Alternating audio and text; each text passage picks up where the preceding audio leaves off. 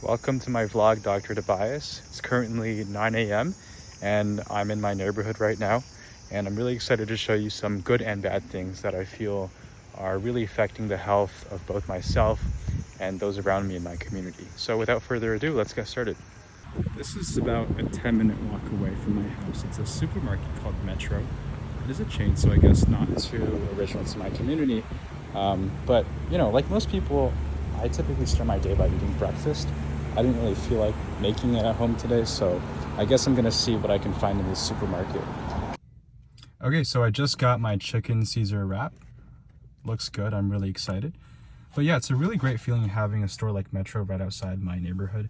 I know I can rely on it for a fresh source of protein as well as some fresh fruits and vegetables every single day. I think it also really sort of reflects on the kind of things that we've been learning in this course about not only having accessible food, but having accessible, nutritious, and affordable food really close by. I need to burn off that wrap I just had, and honestly, what better way to do it than at the community center? I know I can find a pool here, some indoor sports, as well as just a bunch of fun ways to spend my time. I'm really grateful for this building here, as well as the surrounding parks, because I know in Module 7, we learned this concept of walkable cities, and the idea that public buildings and parks really increase the walkability of a neighborhood. Another thing I learned is the idea of social capital. I know that a community center really boosts the idea of social capital, which is something that was new to me. I didn't know how much value you could really extract out of positive relationships. But thinking about it now, doing sports, anything from board games to indoor hockey, especially at the community center like this, really boosts the idea of social capital. So this is Lamoureux Collegiate Institute. It's only 2 minutes of a walk away from my house. I didn't go here, but a lot of my friends went here, and to be honest, I'm getting a little nostalgic just walking around the premises. I'm really lucky to be in a neighborhood which has a really robust high school system. I learned in Module 3 that education is directly correlated, according to a lot of studies, to a lot of things from obesity, reported happiness, and just so much more.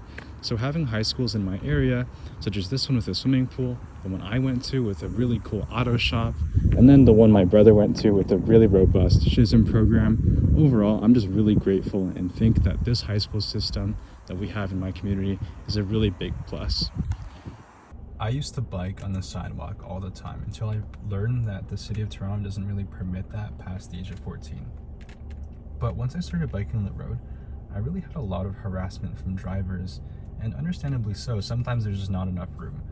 But to be honest, it kind of puts me and other cyclists in a dilemma.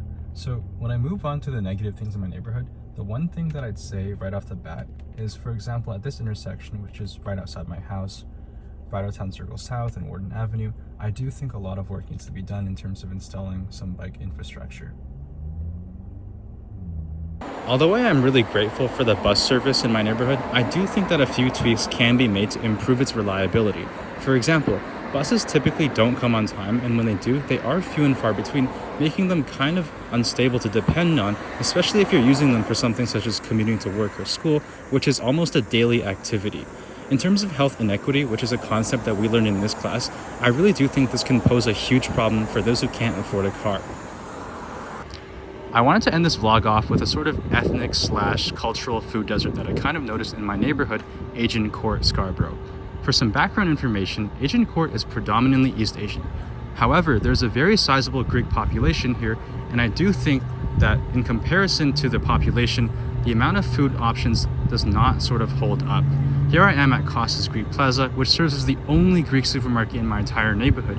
I had to drive 20 minutes to get here, and compared to some other ethnic supermarkets and other ethnic, food infrastructure in general, it just simply doesn't hold up to the amount of Greeks living here. I think this makes it really tough for incoming Greeks and maybe the elderly generation to really get situated with living in Scarborough, as I understand many may be more comfortable eating more authentic food or just dishes that they were more used to eating when they were younger. So overall, I do think this constitutes a food desert, which is a concept that we learned in Module 8. Okay, so overall, I do think my neighborhood has a lot to offer. It's a really healthy place to live despite its challenges. One thing I think we can reasonably tackle is the implementation of some more bike lanes, just because there is already some precedent being done. And one thing another community can learn from mine is how we combine public spaces, walkability, especially around a community center, to really form a complete street. Thank you so much for watching. I had a great time making this assignment.